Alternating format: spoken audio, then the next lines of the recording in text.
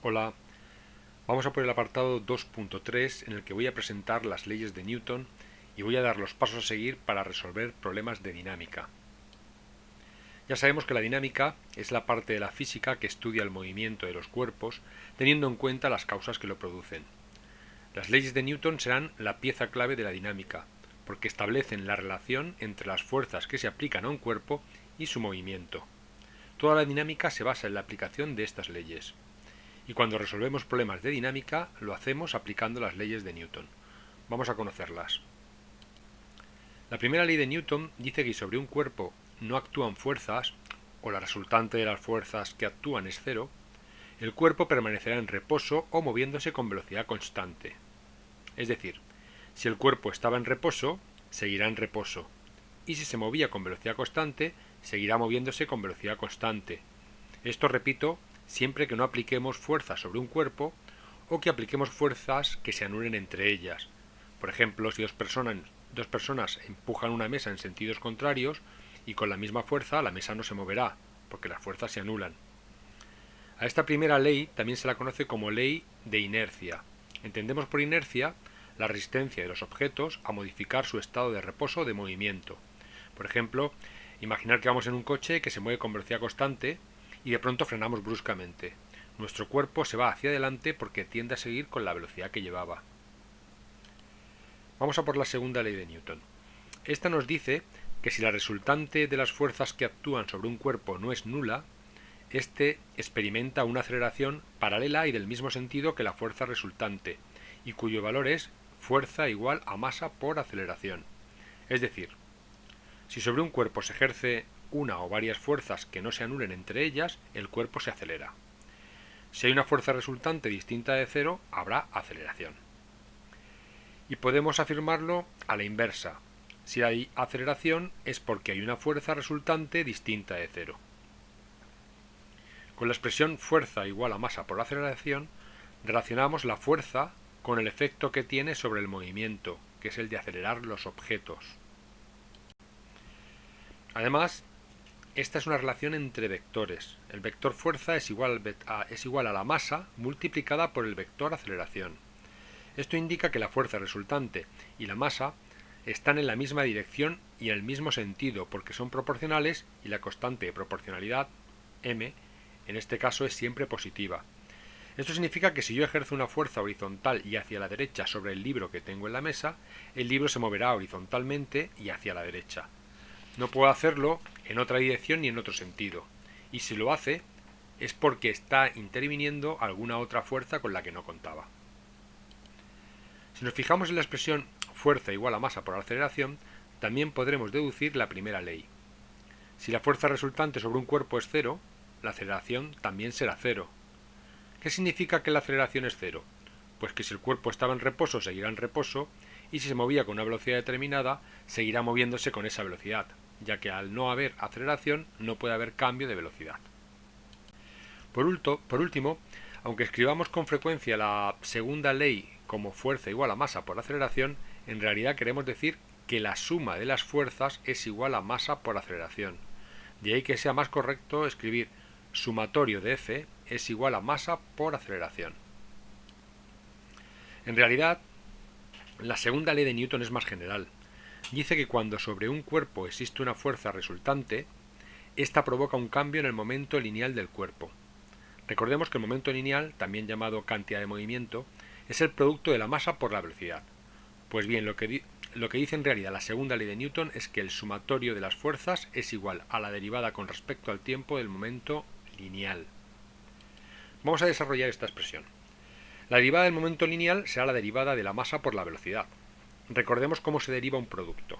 Derivada del primero por el segundo sin derivar, más el primero sin derivar por la derivada del segundo. Entonces, la derivada con respecto al tiempo de la masa por la velocidad será la derivada de la masa multiplicada por la velocidad sin derivar, más la masa sin derivar por la derivada de la velocidad. En la inmensa mayoría de problemas, la masa de los cuerpos que intervienen no cambian. Por eso, el primer sumando es cero, ya que la derivada de la masa con respecto al tiempo es cero. Con lo cual solo queda el segundo sumando, que es masa por derivada de la velocidad con respecto al tiempo. Pero la derivada de la velocidad con respecto al tiempo es la aceleración, con lo que finalmente el sumatorio de las fuerzas es igual a masa por aceleración, que es la formulación de la segunda ley de Newton que se utiliza casi siempre. ¿Cuándo no se va a utilizar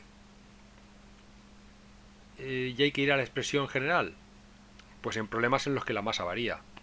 Imaginar, por ejemplo, que lanzamos un cohete al espacio y conforme sube va gastando combustible, con lo cual la masa total del cohete va a ir disminuyendo. Ahí no podremos aplicar fuerza igual a masa por aceleración, sino fuerza igual a la derivada del momento lineal con respecto al tiempo. Bueno, se trata de un tipo de problema muy específico que no suele aparecer. Para todo lo demás, fuerza igual a masa por aceleración. A partir de esta expresión también podemos saber a qué equivale un newton de fuerza. Dijimos en el apartado 2.1 que la unidad de fuerza era el newton. Pues bien, si la fuerza es igual a la masa por la aceleración, la unidad de fuerza, el newton, deberá ser igual a la unidad de masa, el kilogramo, multiplicada por la unidad de aceleración, metros partido segundo cuadrado. Con lo que tendremos que un newton equivale a un kilogramo por metro partido segundo cuadrado. La tercera ley de Newton dice que las fuerzas siempre actúan por pares iguales y opuestos. Si un cuerpo A ejerce una fuerza sobre un cuerpo B, éste ejerce una fuerza igual y de sentido contrario sobre A. A estas fuerzas se las conoce como acción y reacción, de ahí que la tercera ley de Newton también se llame ley de acción y reacción. Ojo, uno puede pensar que si la acción y la reacción son iguales y de sentido contrario, deberían anularse. No lo hacen. Y esto se debe a que se aplican sobre cuerpos distintos. Vamos a ver esto con un ejemplo. Imaginemos a un niño con patines frente a una pared. El niño empuja fuerte la pared, acción, y la pared le responde con una fuerza igual y de sentido contrario, reacción. Las dos fuerzas son iguales, pero la que hace el niño se ejerce sobre la pared, y lógicamente la pared no se mueve. Sin embargo, la fuerza que hace la pared se ejerce sobre el niño, que sí puede moverse y de hecho lo hace hacia atrás. Acción y reacción son iguales y de sentido contrarios, pero se aplican a objetos diferentes, por eso no se anulan. Bueno, una vez que hemos presentado las leyes de Newton, vamos a ver los pasos que debemos seguir para aplicarlas a un problema. Enuncio aquí los pasos y a continuación pongo un ejemplo para que estos pasos queden claros. Primero, dibujamos todas las fuerzas que intervienen en el problema. Ya sabéis que soy muy pesado con lo de hacer dibujos a la hora de resolver problemas en física. Aquí no es que sean necesarios, es que son imprescindibles. Sin ellos, olvidaros de hacer bien un problema de dinámica. En segundo lugar, establecemos cuáles van a ser el eje X y el eje Y en nuestro problema. Podemos elegirlos como queramos. La práctica nos enseñará cuál es la mejor elección. Si alguna de las fuerzas que hemos dibujado no coincide con los ejes, deberemos descomponerla. Esto se hace como expliqué en el vídeo del apartado 2.1. En tercer lugar, aplicamos la segunda ley de Newton, sumatorio de fuerzas es igual a masa por aceleración, a cada eje por separado. Con esto tendremos las ecuaciones fundamentales de nuestro problema. Y ya por último, solo queda resolver las ecuaciones para obtener lo que nos pidan. Vamos a ver un ejemplo para ilustrar lo fácil que es esto. Tenemos un cuerpo de masa m sobre una superficie horizontal. Tiramos de él hacia la derecha con una fuerza F horizontal. Y el problema nos dice que también hay fuerza de rozamiento. No nos pide nada porque la intención aquí es mostrar los pasos a seguir para resolver el problema, independientemente de lo que me pidan. Los pasos son los mismos. El primer paso era dibujar las fuerzas que intervienen. Dibujamos el peso. El problema no dice explícitamente que haya peso, pero si el cuerpo tiene una masa, la Tierra ejercerá una fuerza sobre él y por lo tanto el peso interviene. Como ya expliqué en el vídeo del apartado 2.2, el peso está contenido en una recta vertical y apunta hacia abajo. Puesto que el cuerpo se apoya en una superficie, ésta ejercerá una fuerza sobre el cuerpo, a la que llamamos fuerza normal. Si esta fuerza no existiera, nada impediría que el cuerpo atravesara la mesa y cayera, puesto que nada compensaría el peso del cuerpo. La fuerza normal es perpendicular a la superficie y apunta hacia arriba. Luego está la fuerza que dice el problema que ejercemos, F, que es horizontal y hacia la izquierda. Y por último está la fuerza de rozamiento. El problema nos dice claramente que hay rozamiento. Como expliqué en el vídeo del apartado 2.2, el rozamiento es paralelo a la superficie y en sentido contrario al movimiento, con lo que en este ejemplo irá hacia la izquierda. Pues ya están todas las fuerzas dibujadas. Vamos a por el segundo paso. Este es muy sencillo. Dibujo el eje X y el eje Y para mi problema. Puedo elegirlos como yo quiera. Aquí he decidido tomar el eje X como el eje horizontal, con sentido positivo hacia la derecha, y el eje Y vertical, con sentido positivo hacia arriba. Tenéis los ejes en la parte izquierda de la figura. El tercer paso consiste en aplicar la segunda ley de Newton, sumatorio de fuerzas igual a masa por aceleración, a los dos ejes. Empezamos por el eje X. ¿Qué fuerzas tenemos en el eje X? Mirando el dibujo lo sé fácilmente, por eso es imprescindible hacer el dibujo. En el eje X tenemos F en sentido positivo y la fuerza de rozamiento en sentido negativo. La segunda ley de Newton en el eje X será entonces F menos fuerza de rozamiento igual a masa por aceleración. Aceleración en el eje X. Vamos ahora con el eje Y. ¿Qué fuerzas tengo en el eje Y? La normal, positiva porque va hacia arriba, y el peso, negativo porque va hacia abajo. Pues la normal menos el peso debe ser igual a la masa por la aceleración en el eje Y. Fijaos cómo tenemos suma de fuerzas en cada eje igual a la masa por la aceleración en cada eje. Pues ya está, ya hemos hecho lo más importante. Ahora solo quedaría despejar estas ecuaciones para obtener lo que nos pide el problema. Esto es lo más sencillo, os lo aseguro. Para empezar, estas ecuaciones se pueden simplificar casi siempre. Fijaros en este caso. En el eje Y no va a haber aceleración. Si tiramos del cuerpo hacia la izquierda, se moverá hacia la izquierda. Pero el cuerpo no va a elevarse ni a atravesar la superficie de apoyo. En el eje Y no hay movimiento, con lo cual A sub I, la aceleración en el eje Y, será 0. Si esto ocurre, la normal menos el peso será igual a 0. Y pasando el peso al otro lado de la ecuación, obtenemos que la normal es igual al peso. Si recordáis, en el vídeo del apartado 2.2 dije que el valor de la normal depende del problema. En este ejemplo, la normal coincide con el peso. En este ejemplo, no lo hace siempre. Este es un dato muy importante. También en el apartado 2.2 dije que la fuerza de rozamiento es igual al coeficiente de rozamiento por la normal.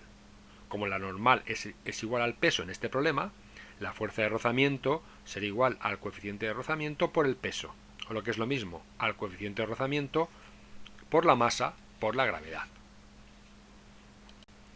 Podemos sustituir este valor para la fuerza de rozamiento en la primera de las ecuaciones, de manera que F menos el coeficiente de rozamiento por m por g es igual a la masa por la aceleración. Y con esta ecuación podríamos responder a cualquier cosa que nos pidiera el problema. Si pide la aceleración, el problema nos dará la fuerza, el coeficiente de rozamiento y la masa. Puede ocurrir que el problema nos pida la fuerza, pero en este caso nos daría la aceleración como dato. Incluso podría pedirnos el coeficiente de rozamiento, pero nos daría la fuerza y la aceleración. Como veis, el cuarto punto consiste simplemente en despejar las expresiones para obtener lo que nos pidan. La clave está en los tres primeros pasos: dibujar las fuerzas, indicar los ejes de coordenadas y aplicar las ecuaciones de Newton a cada eje. No preocuparos porque el resto de vídeos de este tema 2 van a estar dedicados a resolver problemas diferentes de dinámica, y en cada uno de ellos insistiré en todos estos pasos. Un par de apuntes finales y acabamos. Primero, ¿cómo deberíamos proceder si en nuestro ejemplo hubiera dos cuerpos en lugar de uno? Pensar, por ejemplo, en dos masas unidas por una cuerda y tiramos de una de ellas con una fuerza. Los pasos son los mismos, pero hay que dibujar las fuerzas para cada masa y escribir las ecuaciones de Newton para cada masa. Segundo, puede ocurrir que un problema de dinámica con fuerzas no nos pida ni la fuerza ni la aceleración, sino, por ejemplo, una distancia, un tiempo, una velocidad inicial. Eso no aparece en las leyes de Newton. En este caso, utilizamos el proceso anterior para obtener la aceleración del sistema. Y con ella, y el resto de datos que nos dé el problema, resolvemos un problema de cinemática, es decir, un problema del tema 1. Fijaros cómo la aceleración es el término que conecta los problemas de dinámica, con fuerza igual a masa por la aceleración, con los problemas de cinemática, donde la aceleración aparece en las expresiones del movimiento rectilíneo acelerado. Resolveremos problemas de este tipo, no preocuparos. Pues esta es toda la teoría del tema 2. A partir de ahora resolveremos problemas. Un saludo y hasta pronto.